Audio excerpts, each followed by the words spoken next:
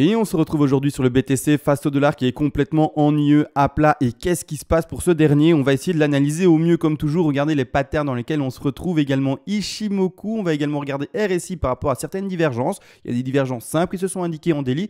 Et il y a également, actuellement au moment où je parle, une divergence malheureusement qui est baissière. On va en parler, on va l'exprimer. Je vais vous montrer ça également avec un petit tableau qui va montrer également pour les débutants comment bien ça se construit. Malgré tout, tout ça va être fait dans la vidéo, vous le savez, mais juste après la toute petite intro.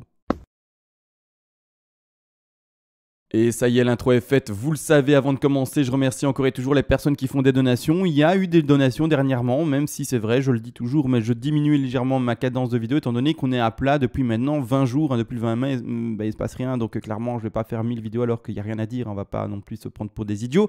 Malgré tout, merci à ceux qui font des donations pour soutenir la chaîne, c'est vraiment bienvenu, vous le savez. Et quand vous faites une donation pour soutenir la chaîne, eh bien je vous enverrai en contrepartie vers les premiers paliers de donation ici toutes les règles d'analyse qui vous permettront de faire exactement le même style d'analyse que moi, c'est-à-dire les vagues, bien entendu, les Fibonacci, et par après, créer, j'ose espérer, vos plans de trading par vous-même, c'est-à-dire sur des cryptos ou également sur des actifs tout à fait traditionnels, classiques, vous le savez. Et également, ceux qui veulent aider plus fortement la chaîne, vous pouvez vous le faire là-dessus, c'est bienvenu également. Mais vous pourrez me demander, il est vrai, une analyse à la demande sur l'actif de votre choix, qu'il soit d'ailleurs crypto-monnaie ou pas, et je le ferai en vidéo privée pour vous également.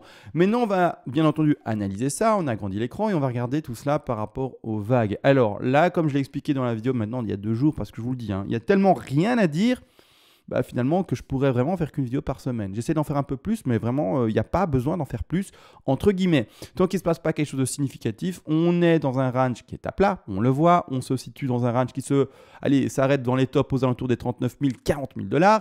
Et pour, de toute façon, les bottoms de ce range-là, on est aux alentours des 31 000 $, un peu moins, 30 000, 31 000.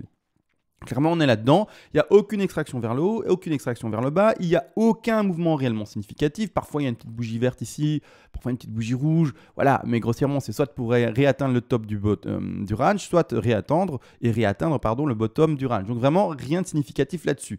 Malgré tout, on va quand même, avec ce qu'on a actuellement en date ici, plus précisément du 10 juin d'année 2021, trouver dans quelle figure et pattern on serait potentiellement. Je rappelle le rebond qu'il y a eu pour la B ici, d'accord ? Tout de même, ceux qui n'ont peut-être pas vu le travail par rapport aux grandes, en tout cas grande time frame si on peut s'exprimer comme ça, mais par rapport en tout cas à la time frame qui exprime la figure en jaune, le rebond est plutôt faible actuellement. C'est-à-dire que le rebond d'une B va normalement, au moins statistiquement, retrouver ses 38,2% de Fibonacci de retracement. C'est-à-dire que quand je vais prendre mon retracement ici, d'accord, il est toujours faible, c'est-à-dire que quand on le met ensemble, pour le moment, on est toujours en dessous de ces 38,2. Vous les voyez ici, même si dans la pattern, à un moment, on a été les chercher au-dessus, d'accord, donc le début de pattern ici à plat clairement, malheureusement, la fin de figure se fera vis-à-vis de ces dernières bougies ici, d'accord, parce que le RSI, tout simplement, il fait toujours des plus hauts, et donc voilà, donc clairement, je ne vais pas expliquer toutes les règles, etc., mais, parce que sinon on est parti pour 4 heures, mais clairement, le RSI invite, quoi qu'il en soit actuellement, à continuer à finalement construire cette baie qui va finalement se transposer plus tard. Donc ici, clairement, la fin de figure pour moi sera représentative finalement de ce rebond par rapport à la baie. Et actuellement, même si je devais arrêter la baie là, ça nous ferait une baie extrêmement faible en termes de rebond. Pourquoi? Je viens de l'expliquer, j'ai mal expliqué ça peut-être, mais c'est vraiment non pas les profondeurs de figure que l'on regarde, mais vraiment la fin de la figure, là où elle sera validée. Là, de toute façon, je ne la valide pas, mais si je pourrais exprimer une baie qui serait peut-être finie là, elle serait extrêmement faible. La plupart du temps, une baie va au moins chercher ses 38,2, c'est-à-dire ici, les 41 330 en termes de fin de figure, d'accord, et peut-être plus, mais au moins cela. Donc ici, clairement, si jamais, je vous le dis tout de suite, si jamais il n'y a pas d'impulsion assez forte, c'est-à-dire de puissance acheteuse dans le marché, juste pour faire un peu rebondir cette affaire-là, au-dessus des 38,2, c'est-à-dire au-dessus des 41 290 $, pour être plus précis sur Coinbase, les bougies rouges qui vont venir après vont être assez violentes et on pourra s'attendre clairement à du 20 000 $, peut-être même moins, on ne sait pas. Après, le BTC peut nous rapporter des surprises et limite, j'ai envie de dire, des bonnes surprises pour les personnes qui font du holding parce que clairement, ça nous donnera des opportunités de rentrer dans un marché avec un prix plutôt bas pour le BTC. Alors que, je le rappelle également, on a des perspectives haussières pour le BTC plus long terme qui vont clairement se situer à 140 000, 200 000, 300 000 pour, encore une fois, je dis long terme, mais il faut recontextualiser les choses pour quelques années à venir. On ne parle pas de 20 ans, 30 ans, vraiment pour quelques années à venir, 1 an, 2 ans, on peut vraiment s'attendre à des prix très très intéressants pour celui-ci. Donc également, ce serait que de la bonne nouvelle pour quelqu'un qui veut investir, rentrer dans le marché pour faire du holding. Maintenant, pour les traders, bon, difficile ici à prendre une décision. Clairement, on va essayer de regarder ça ensemble, mais clairement difficile. On a montré sur cette chaîne la seule opportunité de trade que l'on avait pris. Je ne sais plus quelle date, mais en tout cas en mai, je pense que c'était fin mai. C'est une position acheteuse avec également la confirmation Ishimoku, rappelez-vous. Mais autrement, on n'essaye pas pour le moment un short. Pour le moment, le range qui est là, vraiment, m'invite à rien faire, hein, d'accord. Et étant donné qu'avant d'avoir connu tout ce range-là, on pouvait encore rester dans une certaine volatilité. Maintenant, on le voit avec le temps, il n'y a plus de volatilité. On est à plat à ce moment-ci. Donc là, maintenant, on tempo et la prise de décision est plus difficile. Mais au début, avant de connaître toute cette volatilité-là, on a pris le risque de prendre un trade en tout cas. Et malheureusement, ça se traduit pour le moment par un mouvement tout à fait rectiligne à l'horizontale. Malgré tout, je vais passer ici en 4 heures. Donc ceux qui sont dans le trade, qu'est-ce que je veux dire par là? Parce que là, j'ai expliqué ça. C'est-à-dire que maintenez votre trade, hein, je le rappelle, et ça, je l'ai dit également. Un trade qui est ouvert, on lui laisse son opportunité d'être gagnant. C'est-à-dire que si malheureusement vous vous précipitez à clôturer votre trade, d'accord, alors que le stop n'est pas pris, hein, donc votre risque management par rapport à votre stop n'est pas pris. Donc pour donner l'exemple ici, c'est les personnes qui auraient mis un stop loss, mais finalement très prudent, à la racine de tout le mouvement, d'accord, c'est-à-dire le dernier bottom connu qui a été fait ici aux alentours du 19 mai. Vous êtes encore dans le trade. Ceux qui ont été un peu plus agressifs, malheureusement, vous êtes sortis. Mais là, c'est pas grave. Mais ceux qui sont encore dans le trade, hein, qui ont mis ici bien simplement leur stop loss aux alentours des 30 000, je rappelle, ne clôturez jamais un trade manuellement si vous avez un risque management. De toute façon, celui qui n'a pas de risque management, je le dis, ne fait pas de trade parce que du coup, tu es à côté de tes pompes. D'accord, désolé, je suis très franc, mais c'est ça.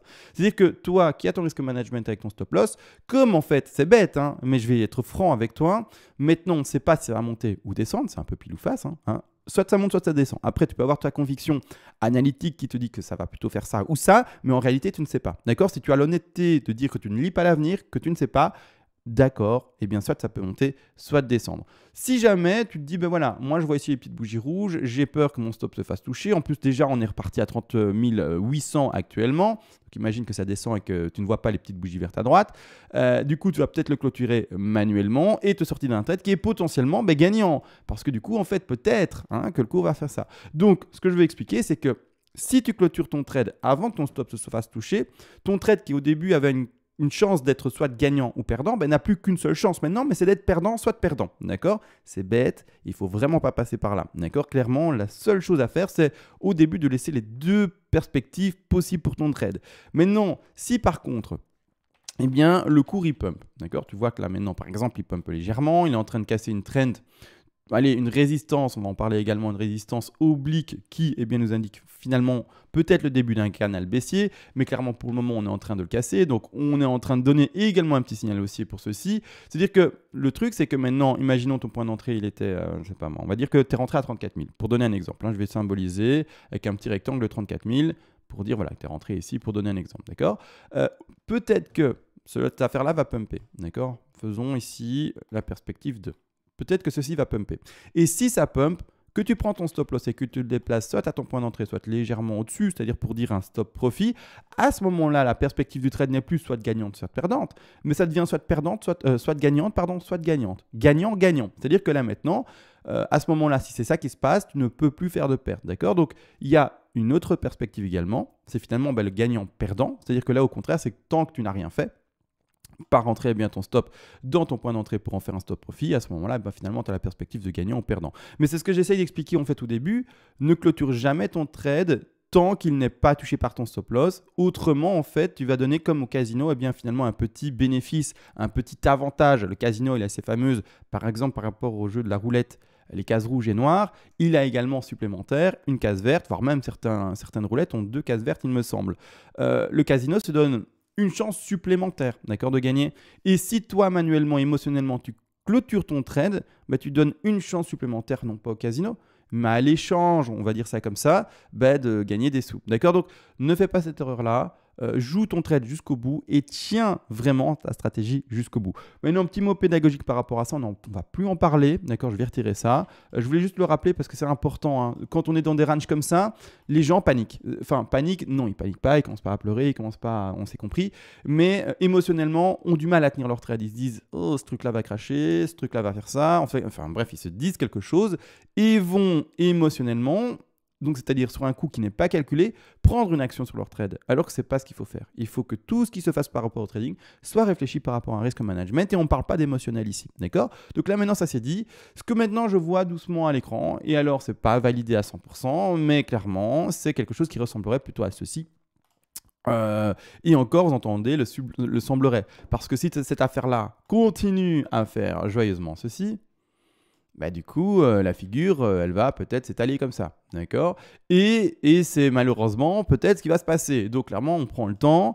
Et je ne vais pas m'amuser également dans les petits time frames actuellement, tant que je n'ai pas de réelle confirmation, à vous montrer une figure qui, bah, du coup, est bien peut-être la petite figure d'une figure un peu plus grande, etc., qui s'emboîte, je le dis souvent également, comme des petites poupées russes. Donc on prend le temps, on attend, on réfléchit, et là maintenant, on regarde juste par rapport où on en est, les perspectives de rebond possibles. Les perspectives de rebond possibles, c'est toujours par rapport à ici, hein, vous l'aurez compris, une flat potentielle. Donc je ne vais pas voir dans les commentaires CMA, le triangle, non, vous voyez bien, invalidation, on a pété vers le bas, on est en train de rebondir. Le récit en 4 heures, ça ne se voit pas, mais en daily, oui, est en train également à nouveau de faire des plus hauts. Donc il n'y a pas pour moi de triangle validé là-dedans, clairement, d'accord? Parce que ça n'invite pas en fait à terminer notre B et à commencer une impulsive ou même une ending diagonale pour la C, étant donné que, je rappelle, on voit le récit qui réécrase toutes les racines. Donc non, pour moi la B, elle est en train de se faire encore, le triangle est invalidé également, ça met du temps à se dessiner, et puis c'est comme ça, d'accord?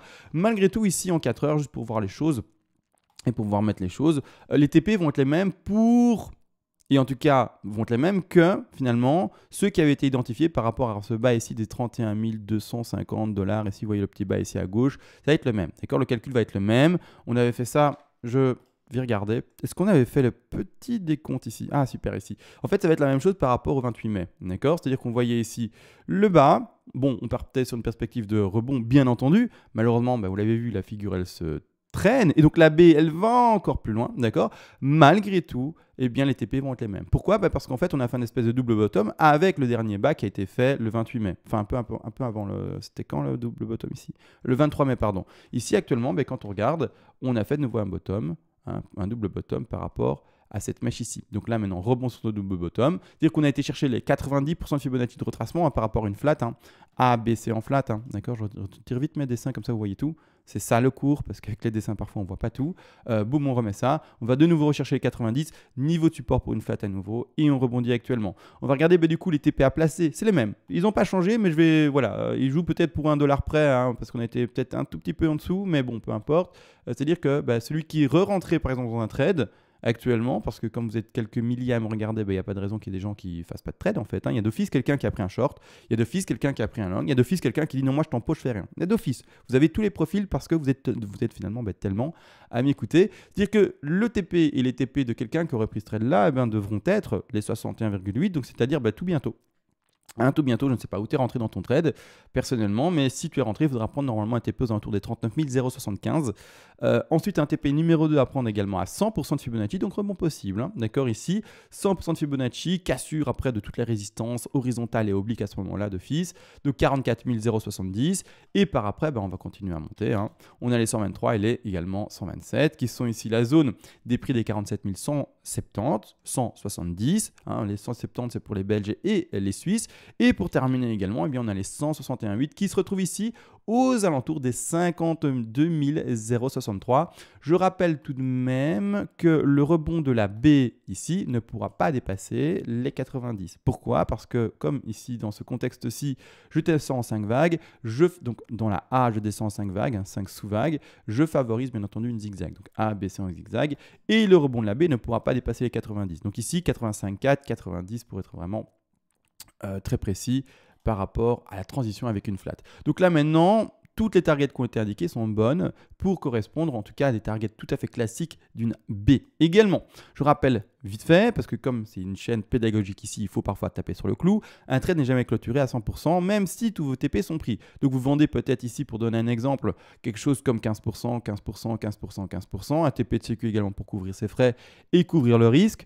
Bien entendu, donc on arrivera peut-être à une hauteur de vente de 75% total. C'est vraiment un exemple, là, vous pouvez être plus agressif sur vos proportions de vente et vos paliers de vente, mais c'est-à-dire que par exemple, vous restez ici, du coup, quelque chose comme 25% d'ouvert, dans le cas où, et rappelez-vous, on met met finalement toutes les chances de son côté, on joue contre le casino et on essaie d'avoir finalement les cases vertes de notre côté, à ce moment-là, eh bien, si jamais en fait le décompte il est faussé, c'est tout à fait possible, mais qu'on a pris un bon trade, d'accord, que le cours pump, même si on voyait nous un pump qui était entre guillemets modéré, mais que c'était vraiment peut-être maintenant le bottom et que c'était vraiment le pump de la mort qui tue maintenant, eh bien finalement vos 25 derniers pourcents, ici un chiffre donné pour l'exemple, maintenant ça peut être plus ou moins selon vous et selon le trade que vous aurez tenu. Mais c'est-à-dire que si ça pump comme ça, et bon, en fait, on va à 70 000, 80 000 plus, bah, vous serez très, très content d'avoir finalement ouvert sur quasi le bottom et clairement de trouver ce pump énorme, même si ce n'était pas prévu. D'accord ? C'est pour ça, on fait en sorte que tous les trades qui sont gagnants, eh bien, soient tenus le plus longtemps possible. Au contraire, les trades qui sont perdants, eh bien, on les clôture le plus vite possible. C'est pour ça qu'il y a un stop loss, d'accord ? Donc, clairement, dès qu'on va ça va dans la direction qu'on n'a pas envie que le BTC prenne, à ce moment-là, clôture de trade. Donc ici, clairement, voilà, on a vu A, B, C. Pour le moment, la figure dans laquelle je suis. Encore une fois, ça peut changer. Si après-demain, demain, etc., on s'est compris, en fait, ça fait ça. Et c'est pendant 4 semaines, ne vous étonnez pas à avoir une B qui continue à se prolonger. Hein. Donc, c'est tout à fait normal. Hein. D'accord ? Maintenant, clairement, on est malheureusement dans un range. Maintenant également, on va regarder différentes choses. On va regarder le RSI parce que, alors, Ichimoku ou RSI d'abord on va vite regarder RSI. RSI vite fait. J'ai passé sur un graphique où il n'y a rien. Donc ça, c'est le trade par rapport à Ichimoku d'ailleurs. Mais on va regarder RSI. Est-ce que je peux pas cacher tout ça? Ah si, super. On va regarder RSI surtout en daily. Alors, en daily, on agrandit ça. Qu'est-ce qui se passe? Alors, bien entendu, j'ai pris également mon petit document à côté pour montrer aux néophytes. Clairement, on va regarder quoi ensemble? Premièrement, eh bien, c'est les bougies, d'accord? Les clôtures de bougies. Et je rappelle le corps de bougie. Quand on travaille à un récit par rapport à des divergences haussières cachées, haussières, finalement simples, baissières cachées ou baissières simples, on ne regarde pas les mèches, d'accord? Le RSI représente la clôture du corps de bougie, d'accord? Donc, attention à ça également, il ne faut pas se méprendre par rapport à ça. Donc, on va regarder pour être plus précis. Ah oui, mais du coup, on va revoir les dessins syndiqués, mais on va regarder ceci, d'accord? On va regarder les clôtures. Donc, pas ça, ce que je viens d'entourer maintenant, la troisième zone entourée, ça, on ne regarde pas, d'accord? On ne regarde pas les mèches. Donc ici, qu'est-ce qui se passe à l'écran? On va regarder ça. Dernièrement, on a fait, en fait, on le voit, un nouveau plus bas sur le cours, d'accord? On voit la clôture qui s'est faite plus basse. Qu'est-ce qui s'est passé sur le récit? C'est le contraire, d'accord? Donc ici, la référence en bas, en fait, elle a fait une clôture plus haute, d'accord? Donc en fait, les plus bas sur le cours sont toujours plus bas, alors que sur le récit, les plus bas sont toujours plus hauts. Qu'est-ce que c'est comme divergence? On va regarder ça ensemble. Je ne vais pas donner directement la réponse. Retenez sur le cours, les plus bas sont toujours plus bas. Sur le récit, les plus bas sont toujours plus hauts. On va aller maintenant, et bien simplement, sur l'image qui le montre. Je vais essayer de zoomer légèrement. Et donc, on regarde bien. Nous nous retrouvons ici sur des plus bas qui sont toujours plus bas sur le cours, mais sur l'oscillateur qui est le récit, des plus bas qui sont toujours plus hauts. On se retrouve en fait dans cette première case-là. C'est une divergence haussière simple, d'accord? Maintenant, il y a également, et vous le lisez par exemple ici en dessous, une divergence haussière cachée. C'est toujours les figures, ou en tout cas les divergences, pour utiliser un terme plus précis, qui sont cachées, qui dominent sur la simple. C'est-à-dire que par exemple, si on lit une divergence simple, haussière, et qu'en même temps vous lisez une divergence baissière cachée, c'est la baissière cachée qui va dominer la divergence haussière, et donc il faudra donner plus finalement de chance et de potentiel à la divergence baissière cachée de se traduire, c'est-à-dire finalement, vous l'aurez compris, une baisse également. Maintenant, j'exprime ça pourquoi? Et pourquoi je mets le point là-dessus? Parce qu'on se retrouve maintenant dans une divergence haussière simple. Est-ce qu'il n'y a pas quelque part une divergence, au moment où je parle, baissière cachée? Alors on va regarder ça, bien entendu, on va aller sur l'écran, et qu'est-ce qui se passe? J'ai agrandi ça. On regarde maintenant actuellement les dessins, d'accord? Pas les dessins, mais les clôtures, pardon, et bien des bougies. Là actuellement, on va regarder bien simplement où est-ce qu'il en est dans le cours. Hein. Le cours actuellement nous fait bien des tops, on le voit ici, qui sont toujours plus bas. Mais qu'est-ce qui se passe sur le récit? J'essaie d'ici étendre ceci. On nous fait des tops qui sont toujours plus hauts. Donc on a une tendance, d'accord, qui par rapport au top et la clôture, descend, d'accord? Je vais le mettre ici en jaune, qui descend, d'accord? Est-ce que je peux mettre une flèche? Ouais, c'est pas grave, tant pis. Mais au contraire, sur le RSI, ça monte. D'accord? Donc ici, vous voyez la différence. D'accord? J'ai essayé de mettre 2 lignes jaunes pour vraiment montrer la différence. Ceci, quand on regarde, et bien simplement, on retient sur le cours, les tops descendent, mais sur le récit, les tops montent. D'accord? Sont toujours plus hauts. Ici, qu'est-ce qui se passe? Quand on va, et bien simplement, sur le cours, les tops qui descendent, mais sur le récit, les plus hauts qui sont toujours plus hauts, on se retrouve, mais en fait, et vous avez compris pourquoi je mettais l'accent là-dessus, sur une divergence baissière cachée. Elle va dominer normalement. Après, vous entendez bien le normalement, pourquoi? Parce que regardez bien, le temps n'est pas terminé, les choses ne sont pas finies et rien n'est jamais fixé dans le marbre. C'est-à-dire que là maintenant, imaginons la journée se développe, heureusement qu'elle se développe, sinon on aurait trouvé une machine à voyager dans le temps et même à arrêter le temps. Mais clairement ici, voilà, la journée se développe et qu'est-ce qui se passe dans cette fameuse journée? Il y a un pump faramineux, incroyable, je vais le symboliser du coup en vert ici, par une ligne verte. Boum, ça pump, d'accord? Vous voyez ici, boum, ça pump, magnifique, le cours monte.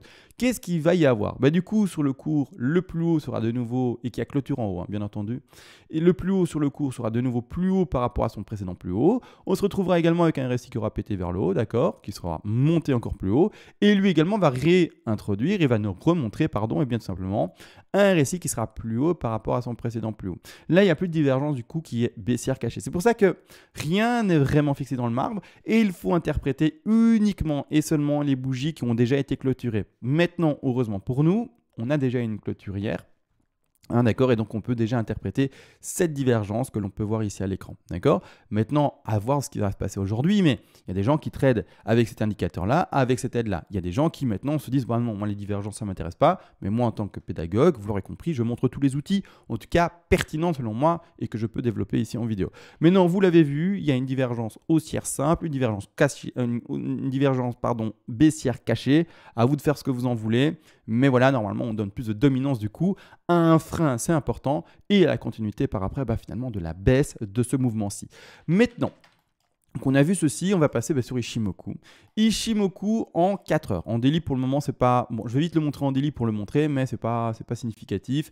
On a la lagging span qui arrive tout doucement vers le cours, donc va retrouver pas mal de niveaux de résistance. Maintenant, voilà, on n'y est pas encore. On doit attendre encore quelques jours, donc ça sera le propos dans quelques jours. On a également ici, on le voit en rose, la Kijun. D'ailleurs, je vais remettre ici l'outil qui vous permet d'avoir finalement les repères couleurs pour vous aider dans l'interprétation de toutes ces fameuses lignes qui représentent les Ichimoku. Ici, clairement, on a la Kijun qui va jouer un niveau de résistance tout prochainement. Hein, on n'y est pas encore, mais on l'approche doucement.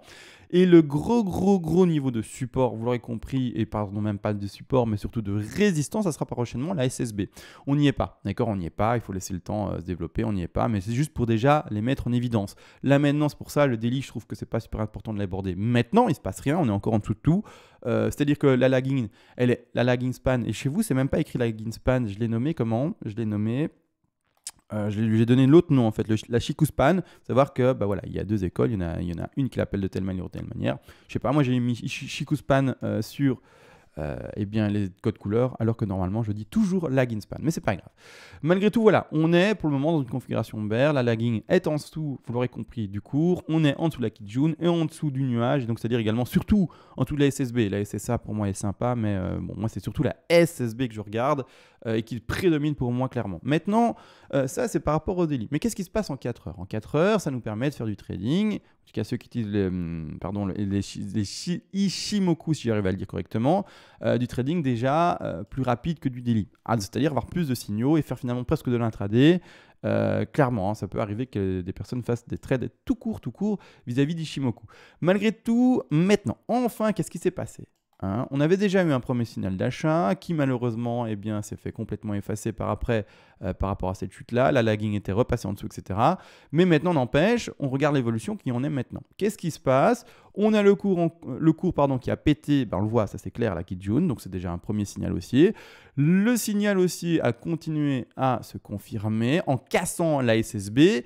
Et le réel signal d'achat, parce que pour passer à l'achat sur cette configuration sur Ichimoku, il faut au moins ces 3 signaux-là. C'est-à-dire d'office casser la Kijun, c'est très simple finalement. C'est finalement un indice, la Kijun, mais surtout le fait de casser la SSB. Donc là, conditions remplies, et également de casser le cours avec la lagging. Donc là, maintenant, on a toutes, finalement, les espèces de planètes alignées pour se dire, ok, je peux passer en trade vis-à-vis ici d'Ichimoku. D'accord? Maintenant, également, je rappelle, le stop loss, à vous de voir où vous le placez. Soit vous êtes plutôt agressif, vous le mettez plutôt haut. Ça, c'est un stop loss en blanc, plutôt haut. Soit vous êtes moins agressif et vous le mettez vraiment au début du mouvement, c'est-à-dire à la racine ici qui se situe aux 30 000 et quelques. C'est-à-dire finalement le dernier bottom connu aux alentours ici du 19 mai. D'accord? Ici, time frame encore assez courte. Hein. Je ne parle pas du bottom à 3000 il y a de ça 2 ans. Hein. Donc clairement, il faut faire attention à ça.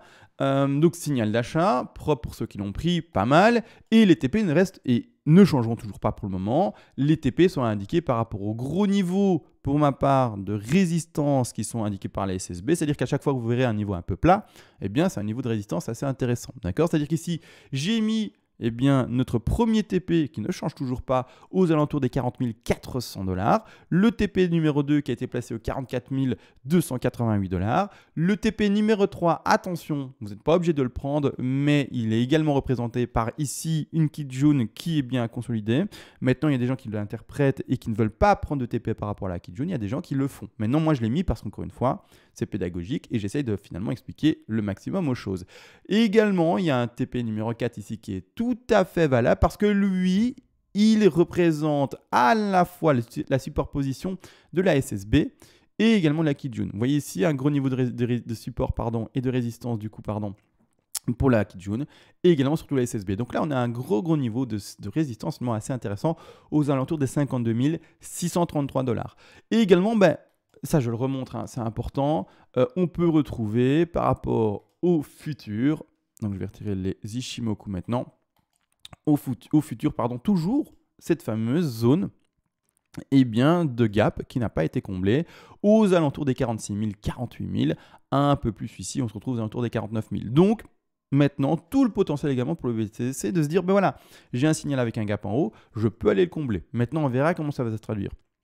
Soit vous êtes rentré dans le trade récemment, d'accord, soit vous n'êtes pas dedans, mais clairement, selon ce que vous avez fait, il y a quelque chose à faire, ou surtout pas faire. Donc laissez de toute façon son trade s'exprimer, c'est-à-dire lui donner toutes les chances d'aller chercher les TP donnés, ne pas le clôturer de manière trop prématurée et émotionnelle et laisser son stop loss faire le boulot. Et là actuellement, du coup, on peut également continuer et espérer continuer à monter. Pourquoi aussi? Parce que du coup, je vais essayer de le montrer sur un graphique où il n'y a pas grand-chose à l'écran. Voilà, on va passer sur le graphique que je travaille normalement pour Ichimoku. Je regarde si BLX il représente quelque chose de correct. Ouais, non, j'aime pas trop. On va repasser sur les autres graphiques.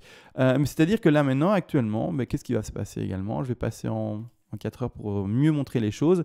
Il y a une résistance qui a été cassée. Après, attention, également les résistances. Je vous le dis, en fait, je dis tout le temps attention parce qu'il n'y a pas de lecture d'avenir. Il n'y a pas un indicateur qui finalement est le meilleur ou est imparable et ne se trompe jamais, ça n'existe pas. D'accord, ça n'existe pas. Même Hribon, qui est vraiment parfait, qui est vraiment très propre comme indicateur, peut donner un signal d'achat légèrement trop tôt, par exemple, alors que la tendance baissière continue légèrement à s'indiquer pendant peut-être 1-2 semaines après le signal d'achat. C'est des choses qui arrivent, mais c'est vrai que Hribon, c'est quand même impressionnant. Mais malgré tout, il n'y a pas un indicateur qui est irréprochable, d'accord? Il n'y a pas un indicateur qui vous dit avec moi, tu ne peux plus perdre de trade. Ça, c'est pas vrai, d'accord?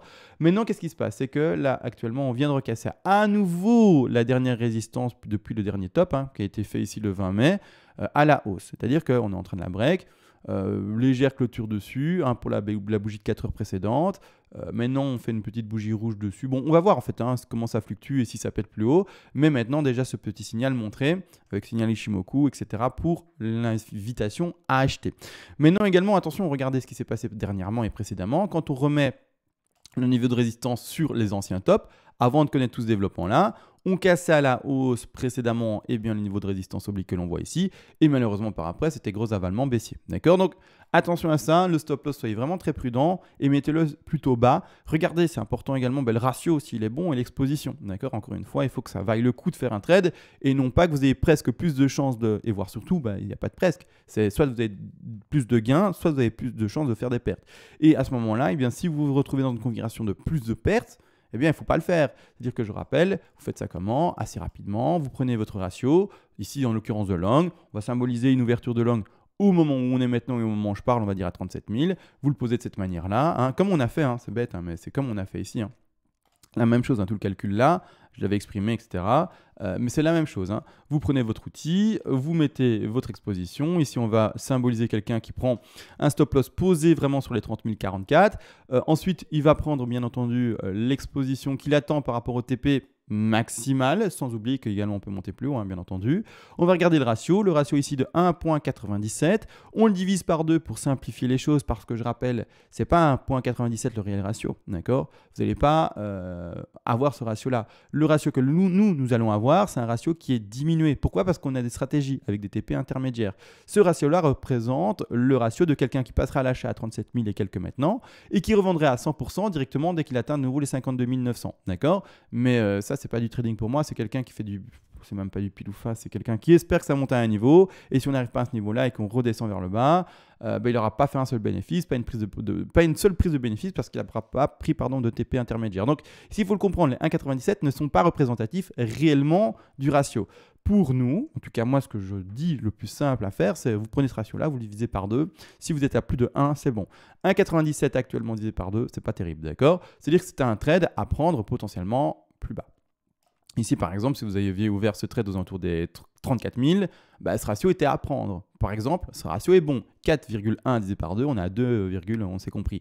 Donc ici, là, ça aurait été bon. Mais là, actuellement, du coup, il est trop tard.